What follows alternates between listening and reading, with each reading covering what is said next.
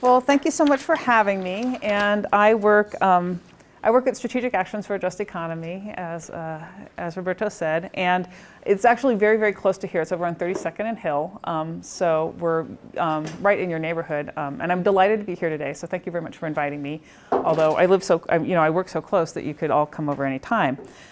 So what I'm gonna do today, and I hope I'm hitting the right notes here, is I'm gonna go through a little bit of the background about SAJE and what we do, and then I'll talk a little bit, because I was not super sure where I was headed with this talk, but I thought I'd talk a little bit about some of the innovations, since it's the innovation series, that SAJE has done in land use over the years, and then talk a little bit about some of the more esoteric issues that I think that raises, because these are, they're neat innovations, they've solved some problems, but of course, as you will have noticed, society is not perfect yet, so clearly, there's work to be done. So what are those issues that this kind of work raises? So SAJE was founded around 20 years ago by Kent Wong and Gilda Haas, who were working at UCLA at the time on various projects. It's a small nonprofit. We have about 10, we have in fact exactly 10 employees. And our focus, our mission is to promote economic justice, but really we've focused on land use and tenant rights for about the last, probably 10, 15 years. Tenant rights, healthy housing, and equitable development. And equitable development means development that benefits everybody who lives in the community, that has some sort of equity component. So this is where we're located, and we work mostly in this Figueroa corridor area. The median household income is around $25,000. It's a pretty low income community. It's mostly people of color. We've seen a startling decrease in the Black population. When SAJE was founded, most of the SAJE members were African American, and now most SAJE members are Latino immigrants. But we're also now in turn seeing a decrease in the Latino population. And in this area, around 30% of the residents are paying more than 50% of their income on rent, and there's severe overcrowding. This leads to some really difficult living conditions, and so these are just a few quotes that I pulled actually from a focus group that I believe this was a focus group that USC helped organize. So, you can read through these really quickly. People saying things like, I had to move to the living room and rent the bedroom to survive because what I get from disability is so little. We don't go to the doctor when we're sick because we can't afford it. So you're seeing some pretty intense deprivation. And for instance, we're working in one building. It's mostly, I think it's all studio apartments. It's like 30 studio apartments, and everyone is occupied by a family. One of the families has 8 kids. So people are living in really overcrowded conditions, and a lot of them are really bad conditions too, a lot of really severe slum conditions. Of course, this area has also been subject to really intense gentrification and displacement pressures. And this is in part, of course, due to USC, which is, you guys probably know that. It's not always a popular thing to say out loud. And then also, of course, to the sort of the burgeoning development in downtown, which is sort of pushed from two sides to increase displacement effects because rents rise in the area as more affluent development comes in. So we can see, for instance, this was community housing in 1999. Along one street, and then 10 years later you can see that it's moved from community serving housing, so mostly families, to mostly students, and this kind of shows the impact that having student housing in the area can do. So SAJE has been working, this is one of the reasons SAJE started working on housing issues. We anchor a couple of different coalitions. The Alliance for Community Transit Los Angeles, also United Neighbors in Defense Against Displacement, which has the handy acronym UNIDAD. I'm now, so that's like the very short encapsulated version of what SAJE does, and I'm now going to just sort of segue straight into some of the innovations that we've done in this time that we've been working on these issues. And there's the UNIDAD Coalition. So probably the first one is that the UNIDAD Coalition helped found a land trust called Trust South LA, which is active in the area doing various kinds of land trust work. And the reason that was, it's not really an innovation, other people have done it, but it was the first one in South Los Angeles, and it's important because it pulls land and housing off of the private market and makes it permanently owned and controlled by the community, which is really what needs to happen if you're going to avoid displacement. something that was probably a little bit more innovative that SAJE helped get off the ground were community benefit agreements. And one of the very first ones in the country, I don't think the first one, but one of the first really big ones was the Staples LA Live Community Benefit Agreement in 2001. And that had local hire provisions. It had, money for 200 affordable housing units. This was actually how T.R.U.S.T South LA got set up, as the money came out of that CBA, and there was parks and green space funding. Next up came the Palmer CBA in 2011. This had a big local and disadvantaged hire component. They had 46 units of on-site affordable housing. On-site affordable housing, and I think affordable housing is housing that is covenanted for a certain amount of time, like usually 55 years, to be affordable at certain income levels, 30 to 50 to 80% of area median income for the county. And that means that it's going to be affordable for that length of time for low-income families. It's often very important for community members to see some of that housing on site, because they like to feel that they're not being excluded from housing development that's available to other people. That's one frame of reference. Another frame of reference is there is another group of people who like to see see affordable housing off-site, because they're like, we don't really want to live around those rich people. So you see both reactions from community members. And all of these community benefit agreements were done with a huge amount of input from folks who live here. So the coalition of nonprofits that got together to talk to developers to try to instantiate them would gather residents together, get a sense of what the residents wanted through charrettes exercises and things like that, and then be able to kind of translate that into developer speak of like, this is what you need to do for the community. So to keep going through them, there was one, we were active in the USC Development Agreement in 2012. I know that when University Village opened up, there was a lot of press from the university around how great the community benefit agreements were. They didn't actually want to do most of those. Those were extracted from them by community groups after really big fights. But it just goes to show you that if you have a good comms team, you can twist anything around to your benefit in the end. Probably one of the biggest wins out of that was convincing USC, which had, I think, one of the lowest housing rates of any campus in the country at that time in terms of how many of their own students they housed, to build more housing for students. Because when students are housed on campus or by USC, that means they're not taking up housing in the community.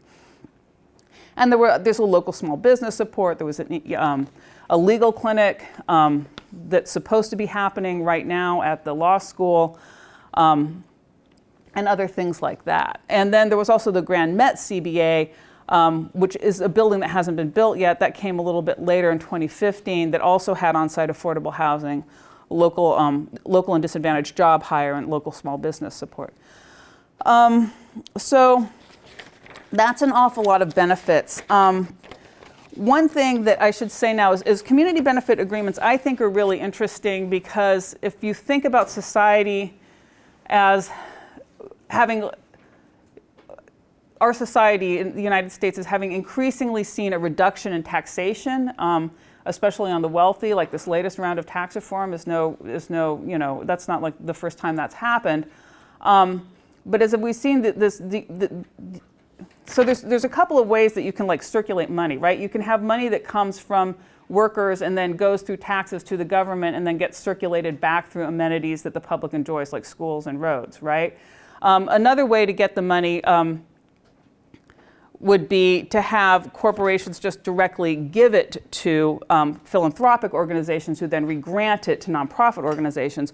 And this in some ways is an interesting vehicle where, instead of having the developer taxed by the government and then have that funnel back to the community just makes this private agreement to extract those resources directly from the developer. So it's from a structural standpoint, it's kind of an interesting intervention.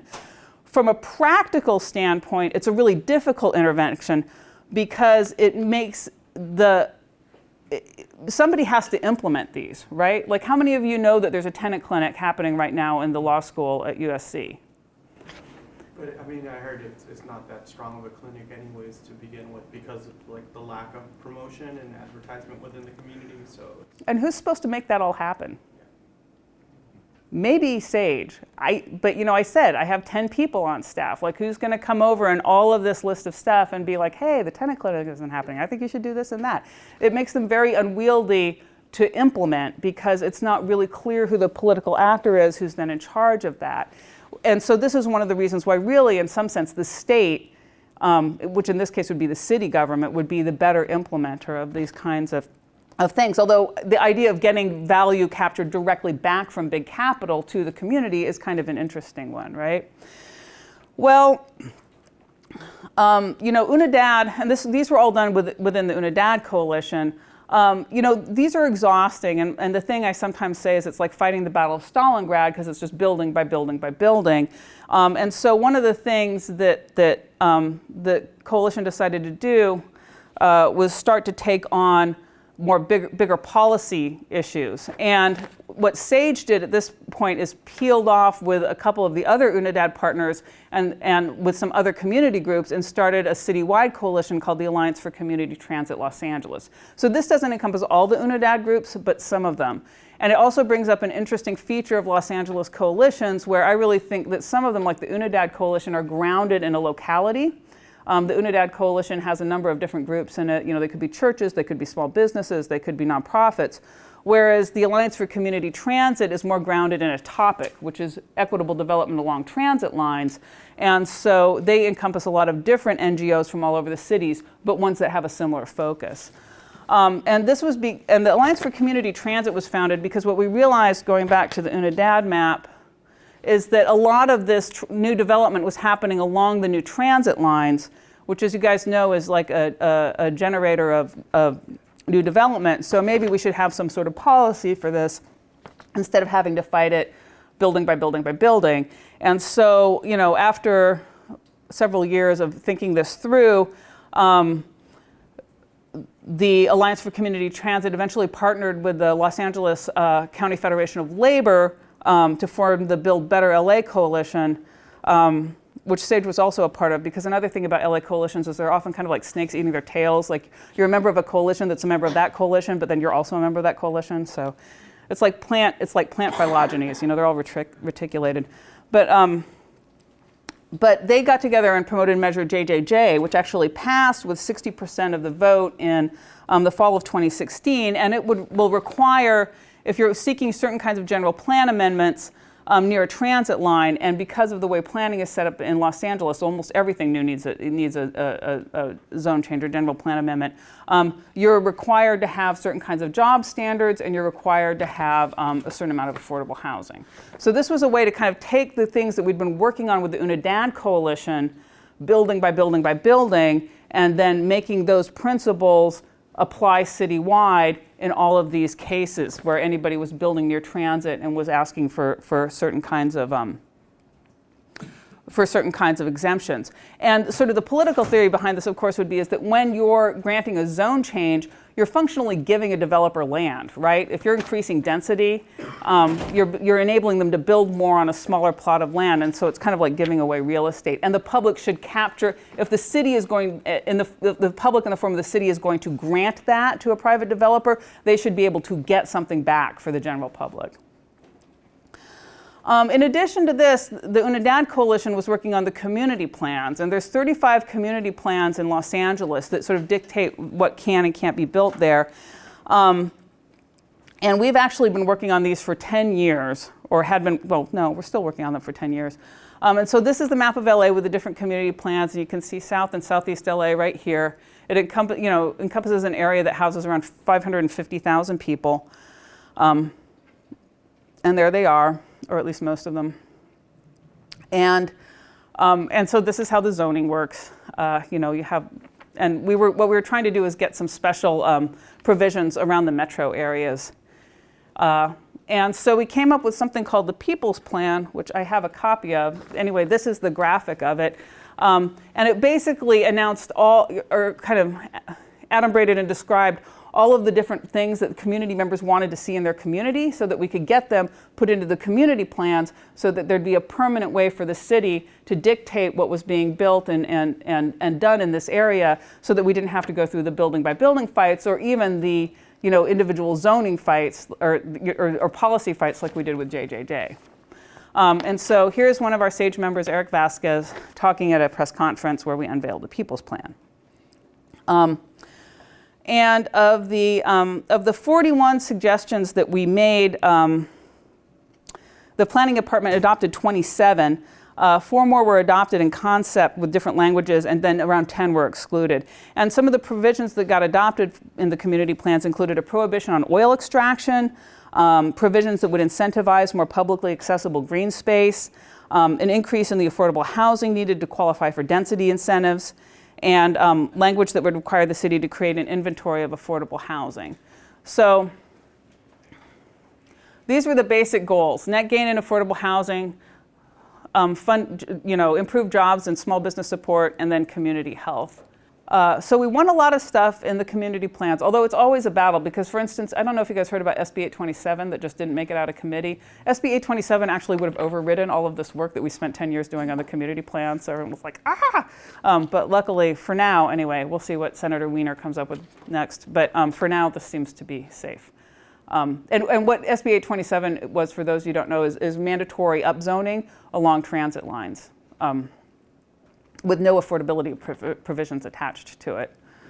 So you basically could have just built it higher density along transit lines. And it was very successful from a communication standpoint. I think it's sort of like a campaign lesson for us, is that one of the things that really helped is that we had this kind of like package for all of these recommendations in the form of the People's Plan. So we went to the City Planning Commission. This was their first slide on the recommended revisions, which you'll notice has like the logo for the People's Plan in it. So I think that was very helpful in terms of having them adopt a lot of the provisions. Another, I guess you could kind of call this an innovation, although it's a little bit dicey as to whether it is or not, is that the UNIDAD Coalition took a position that this proposed reef development, so to recap, I went through like land trusts, CBAs, community plans, Measure JJJ, now we're under the reef. This was something where we did not get a CBA out of it. The city had a development agreement that had a lot of stuff in it. I think $3 million for community groups, $15 million for affordable housing, but we didn't really feel like they had gotten quite enough out of it. And we'd had a lot of community meetings. Here's a picture from one of the community meetings to see what residents wanted. So in the end, SAJE, and we actually did this all by ourselves, not with a coalition, we filed a CEQA lawsuit against them and got them to settle for additional affordable housing on site, which is interesting because I'm not sure that anyone has used CEQA lawsuits in that way before. And while it doesn't set a legal precedent, it does change what they call it, the facts on the ground, now that developers have to look and say, somebody could, file a CEQA lawsuit against us and we might have to settle it, which changes the approach that developers take. Yeah? Yeah, and I was gonna ask that, so like, has anybody used CEQA to argue displacement, and is there more strength going the CEQA route versus going to CBA?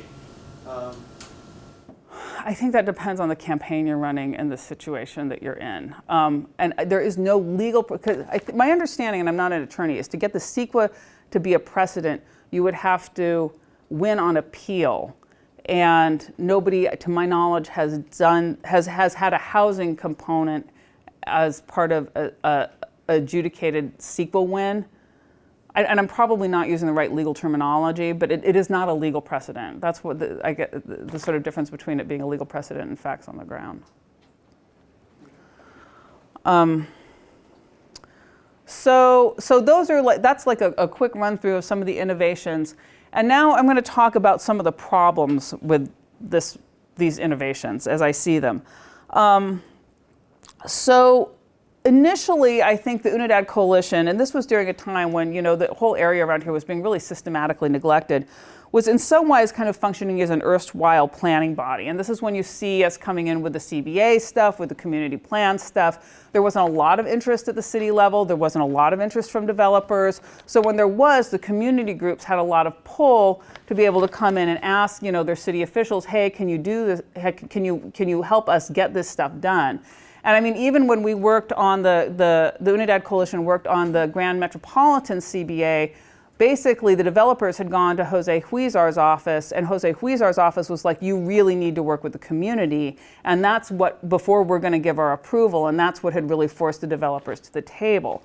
And the reason that that setup is important in Los Angeles is because in Los Angeles, the 15 council districts, in theory, a lot of these zone and general plan amendments that I mentioned everybody needs to, in order to be able to get this stuff, have to go through the whole city council. But functionally what happens is that council members will often defer to other council members if that development's in their district. So it's very important for the developer to get that council member on their side.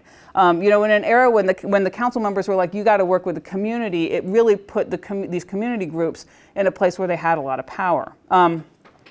And in some ways, this isn't surprising because what we've seen over the last 20 or 30 years in the United States is this sort of retraction of the state, right, from a lot of public involvement.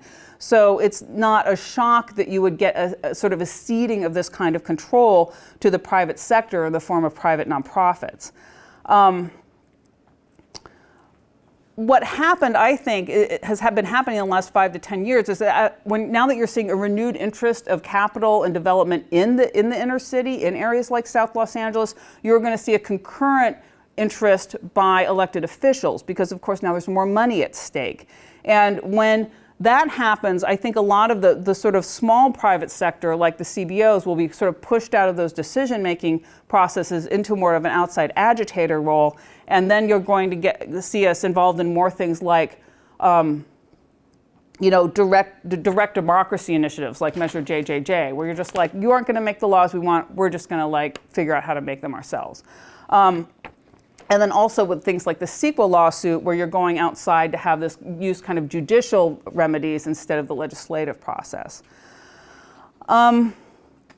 So, you know, in practice, I think it's great, and this sort of speaks to some of the issues I see with this. I think in practice it can be really great to have advocates doing this locally, because you know, if the Unidad Coalition and the Alliance for Community Transit weren't doing this, who would be doing this, right? So you really do need somebody on the ground who's willing to take on these kinds of issues. But it also points to the fact that the state, in the form of the government, is not doing them. And there's been this ongoing critique of NGOs. Have you guys heard this expression, the revolution will not be funded?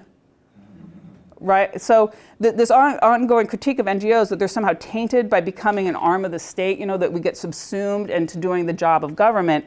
I think you could also argue the obverse, that the state is kind of tainted by NGOs who are not, you know, because we're not elected, right? We're not, you know, we're representing the community in as much as we can get the community, you know, to get, it's really kind of at the behest of the individual organization.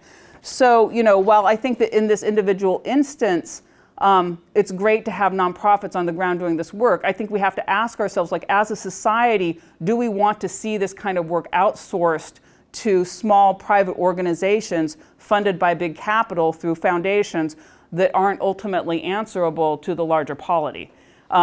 And you can argue that, you know, that you know, politicians are tainted because they get all these campaign donations, and that's not a good route to go in either. But I think it raises like an interesting question about the political philosophy behind the planning process.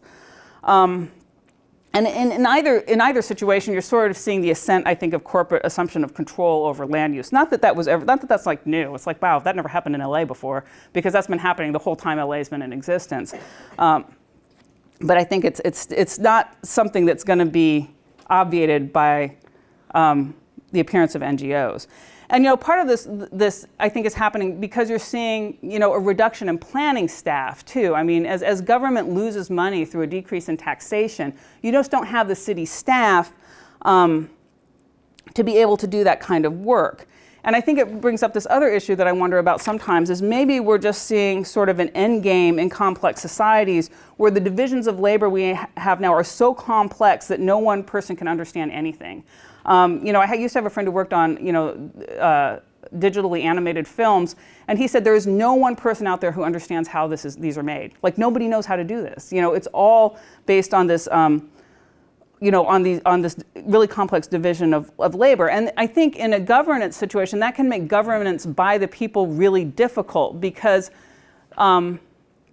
people often just who are elected even don't have the knowledge base to understand what's going on with land use. City staff probably does, but does an elected official, especially with term limits where they're coming in for, not a lifetime of service in city council, but maybe like 3 or 4, 2 or 3 terms before they jump on to their next position. And their staff that they're bringing with them may or may not understand the issues. A friend of mine who was a journalist said that, she was completely horrified when she first realized how much legislation gets written either by corporations or nonprofits, right? Which goes back to my saying, like, how we're now living in a society where a lot of our governance is being done, in the legislative route by these other private actors. But you think, like, is there really, how else is that going to happen? I mean, sometimes when I'm in city council meetings and I listen to people going on, and you walk outside and you see the city of LA and you're like, how did we ever accomplish this? Like, this doesn't seem, given what I've just seen, like this is something that humanity could actually have done. But we have, and somehow it's happening, and I think it may be these kind of complicated interactions between the public and private sector. So that's sort of the political issue. I mean, some other issues I see with this is I'm not really sure how, we can pass a lot of zoning laws, but is that really going to build housing? Like, because SAJE takes this position sort of in between YIMBYs and NIMBYs that we need the density, but it has to be built for the people who are already living here. It can't just be a whole bunch of newcomers who are going to come in and push out everybody who already lives here. So how do we accomplish that? And I think it's going to be really hard. And partly it's like every single initiative that we're talking about a few thousand units, right? Say we could claw back 5,000 units through short-term rental control, right? All that stuff's not getting let out on Airbnb. Say we could, generate a few more with, money from the linkage fee or money from JJJ. Are you really going to be able to generate 100, 200,000 units of affordable housing? And not market rate housing, right? Because we're hitting our market rate goals. But like our affordable housing units. And I think that what we're really going to have to see is like to be able to adequately house people, given that we have 50, 60,000 people living on the street, let alone people who are in overcrowded housing, letting alone people who are unhoused and just couch surfing, let alone people who are incredibly rent burdened. To house all those people, it's going to take like a huge sea change in the way that we see housing. Right now we tend to see housing as something that's a commodity that we're working on the private market to help fix. But most things that are basic needs in this country, I wouldn't say most things, but a lot of things we just don't regard that way. Roads, education, medical care, they're either a huge public investment in an infrastructure for them, or there's at least a substantial backstop for them. Healthcare, has a substantial, government backstop, and even with that, we're still talking, there's like a big push now to do single payer, which I think people are probably confusing a little bit with socialized medicine, which I think is probably in some ways what they may actually want. And yet housing is still this like kind of free market free-for-all, which is clearly not really working in the same way it probably wouldn't work if you were relying solely on the free market for roads, housing, or education.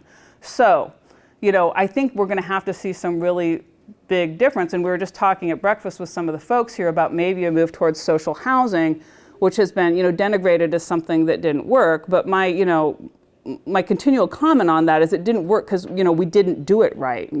Us having failed at that does not, in fact, mean it doesn't work. It means we were really bad at it. And that's something, that's different from saying that something doesn't work. I've heard a lot about the CBAs and how that's something that takes effort and because it's with the organization and the developer. And I just wanted to mention that I've heard there's a holy grail, and that is to actually get the request into the development agreement with the city. And now that takes bandwidth to make sure it's done, but that way the city has the pressure behind making sure those things take place. How is that going as far as getting into the actual development? I mean, I think it's going better because of the history of CBAs. Like, it got developers who are coming into this part of the city used to the idea that they were going to have to do some extra stuff, which I think doesn't exist in other parts of the city. So you can really see, in that sense, it's very interesting to see the long-term effects of what setting a precedent with a CBA can do. I think it is actually better. There's some legal, and you'd want to talk to a land use attorney more about this, but there are some legal advantages to having a CBA. So I know that with the USC, I think there's both a development agreement and a CBA, and I don't think they're really that different. They just sort of lock up some legal niceties. But overall, yeah, like the city should do this. I mean, that's my feeling, is that the city should really be doing it. But then that really puts the onus on the city, and in Los Angeles, because of the city council system, on that particular council member to really push for the maximum that they can get. And you know, the developers will always cry poor, no matter what. And so you really kind of have to be prepared to like push them as far as you can go. And having to be aware of all these different developments, that council members or other representatives are having those private meetings and, you know, to try to get in there soon enough. It would be great if there was a portal or something that would show all of the... We're working on that. Okay. It would be nice to have something where you could look up and say, hey, who's applying for this and what's on the market? And so you can just see, because a lot of times this stuff does happen, you know, kind of behind closed doors. And even when the doors are open, like who has time to go down to the CPC every Thursday at 2:30 or Tuesday at 2:30? Like, but yeah, I mean, I think the development agreement, that's a good point. One of the things about NGOs having all this power is that it's not always a coordinated effort. And from the Los Angeles County Museum of Art, and we're opening a satellite museum in South LA. And while we're going about it thoughtfully and respectfully, we get all of the issues around gentrification that come with that kind of thing, and we're educated on that, and we're being thoughtful about it. But there are things that are out of our control too. You know, what will happen to housing when this museum goes in? Will there be coffee shops and cafes and that kind of thing? And do you have any advice or how to go about something like that in a way that is more of a coordinated effort or takes into account some of these other factors that are outside of your realm of control? I mean, I guess I have a lot of advice. So, and probably we should touch base later anyway, because I know I've heard already the chatter about that. But I think it's like trying to touch base with most of the major actors that you know have worked on this stuff in the past, and not being shy about calling up and being like, I need to talk to you about this. And then having like a really frank conversation about what you think you can get behind and what you think you can't get behind, and making a strong case for that. You know, because there are ways in which, even though the things are like out of your control, you can say, but sure, I'll support, you know, regulation of short-term rentals, you know, because like, why would you not? And that, you know, I think is a good show of faith that you're willing to kind of put your money where your mouth is and be like, yeah, we'll sign on to that letter saying you need to regulate this stuff.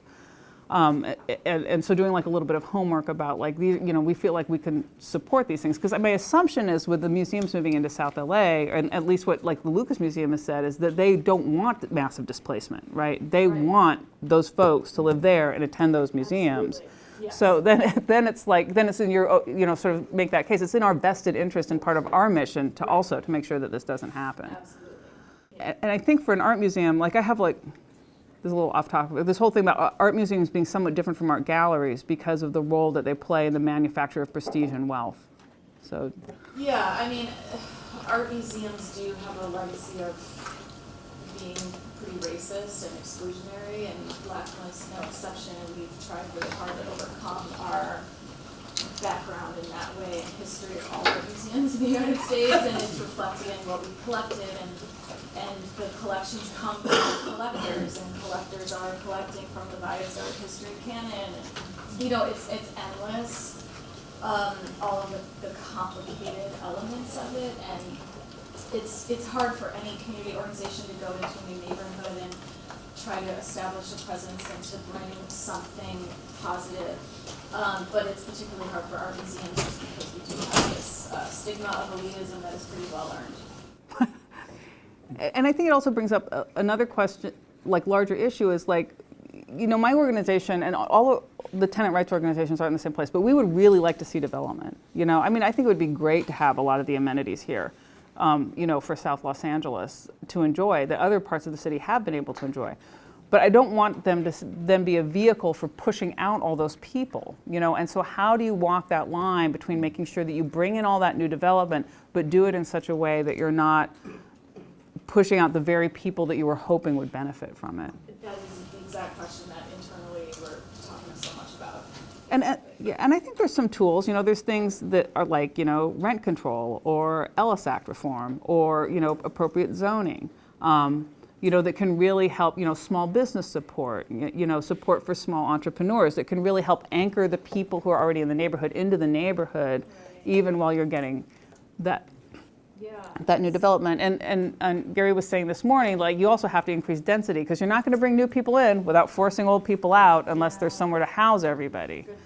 Yeah, that's so true. That's And it's interesting too, like being an art museum, my background is art history. We have a lot of people on staff who are like PhDs in art history, and so this is a learning curve for us, but understanding there's a gap here in our knowledge that we need to overcome in order to do this in the right way. I mean, it's great that you're thinking about it, though, because I think what's a little dispiriting is when people come in and like, but everybody's going to benefit from my yoga coffee shop. And you're like, no, they're not going to go because they work 3 jobs and they have small children. Absolutely, right.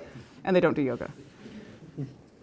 Yeah, the current USC village has a lot of very pricey restaurants. The old village had a really great food court that was very affordable for people. Did your organization ever try to advocate for a food court in the new USC village?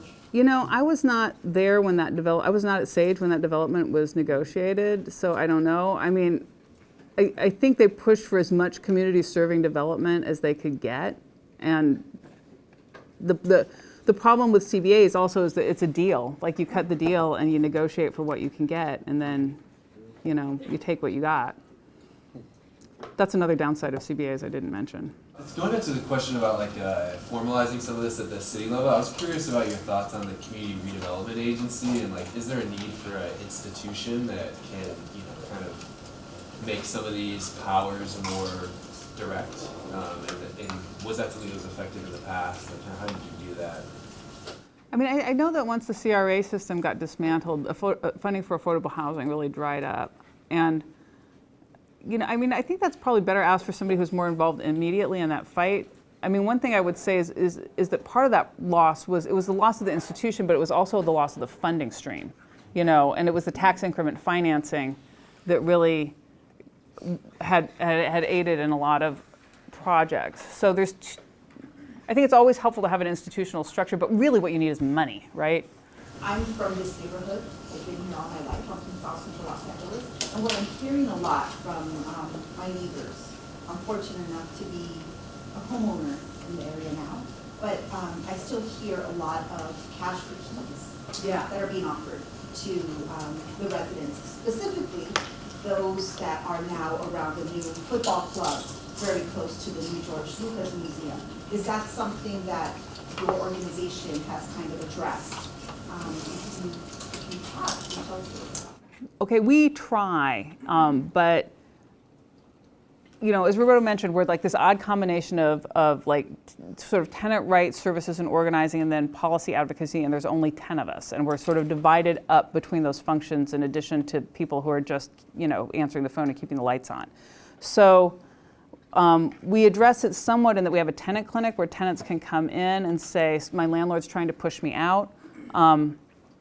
We've been, supportive of policy issues where, people are trying to address the whole cash for keys concept, and we try and get the word out as much as possible, like just don't move, don't move, because it is never a good deal for the tenants.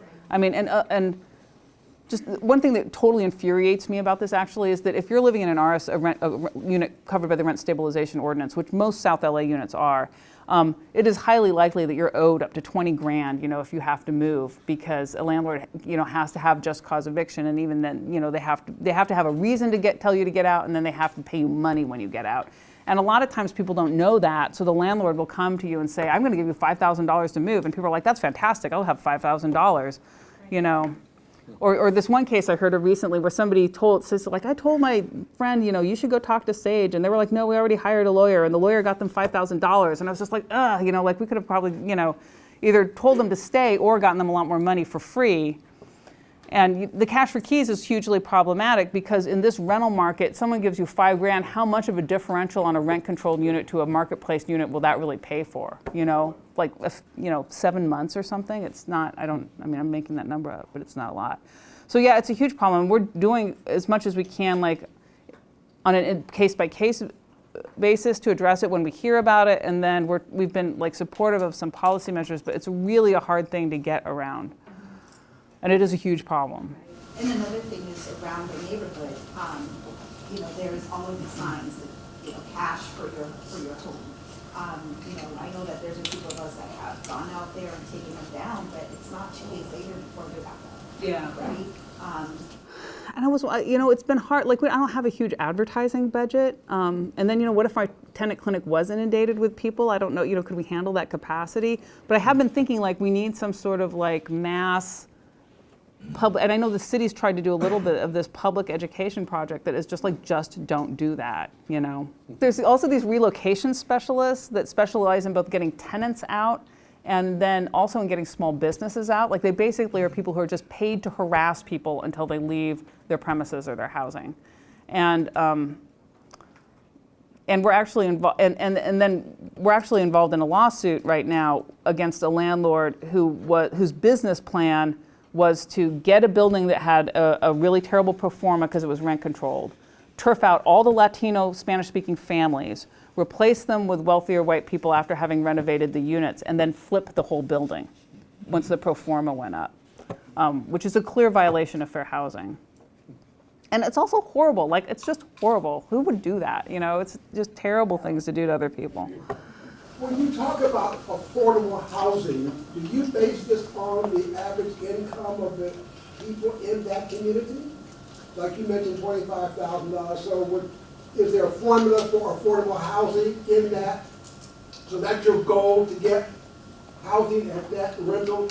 How does that work? So the words affordable housing can mean a couple of different things, and I've been playing a little fast and loose with them kind of in the interest of time. Usually when people in the housing world say affordable housing, they mean a certain thing, which is this covenanted affordable housing where there's a subsidy that's built into the construction and it's tied to area median income for the county, which is a problem because that's higher than for the city, right? But another way to use the word affordable housing, and I've mostly been using it in that sense because that's usually what we're trying to advocate for a developer providing. Another way is just housing that's affordable to people. And that's usually, you can talk about naturally occurring affordable housing, sort of housing that's covered by the rent stabilization ordinance, or housing that, and then you can also talk about housing that's in a land trust.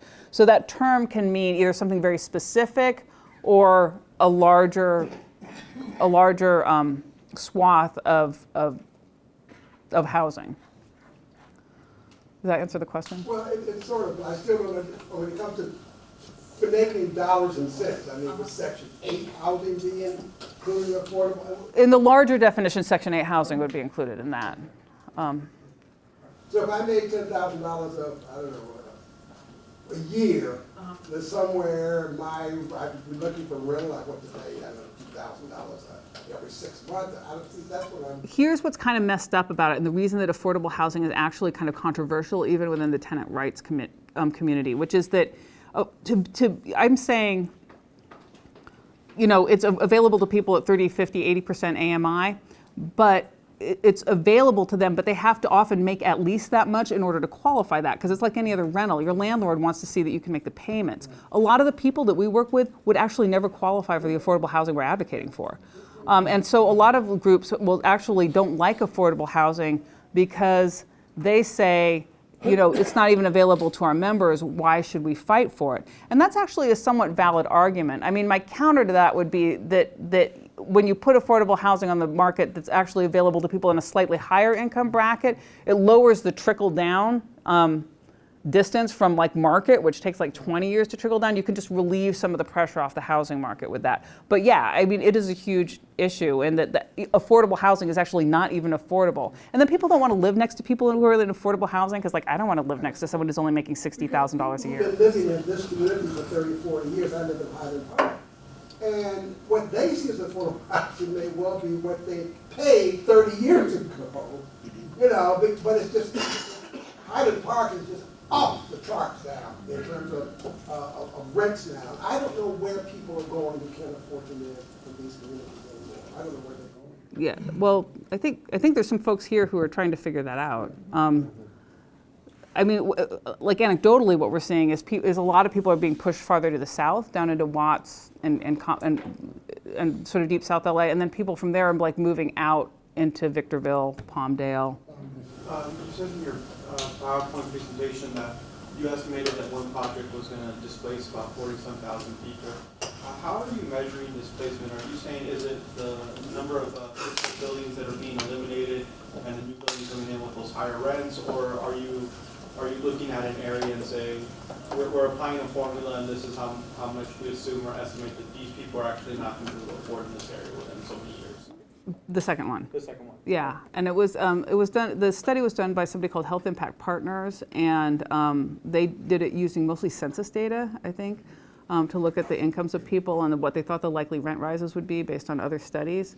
And what was I going to say? And yeah, so it was 43,000 people at like a high risk of displacement if this was built. Yeah, because I was having a discussion with somebody here when we were grabbing some lunch, and we're talking about there's a lot of factors that could play into that, right? Like the job market. There could be rental prices that are naturally increasing as well. Businesses that are coming in, and then what type of businesses? How can you assume that a certain business or a certain type of development is going to impact that area? So is it a pretty much standardized formula for displacement now, or is it still something that's kind of in the development stages where people are slowly taking it on? I don't even think it's, I mean, we don't have a standard formula, and I'm not sure anyone is working on one. I mean, I've tried to think about it in exactly the same way of like, what's the percentage of people that you can house in a new development versus the percentage of people who'll be displaced by it? You know, how does having an increase in the amount of affordable housing mitigate against that, or does it? You know, and it seems like the kind of thing where you should be able to come up with a kind of complicated, you know, equation that would help you estimate it. But so far, I don't think anyone has done that. And it's partly because I don't think we have the data to do it. The data is not aggregated in any easy place. But it would be nice to have like a little algorithm where you could plug it in and say, this is what's going to happen. And I mean, it's part of the reason why, I mean, in addition to the fact that, as the founder of SAJE once said, real estate makes people crazy. And that's totally true in LA. But in addition to the crazy money grubbing, the other problem is it's been very hard to predict exactly what's going to happen, you know, and that's why tenant rights fights generate a little bit more of a united front than land use fights, even within the social justice community. To hear a little bit more specifically the SAJE's work, one of the things that I would be interested to hear you talk about is about how demographic shifts have changed the organizing. In the organization, one of the things that you had mentioned was that during the period of time that SAJE has been around, there's been a dramatic shift in the demographics in the neighborhood where a lot of organizing is taking place. And I'm wondering if you're able to talk about how,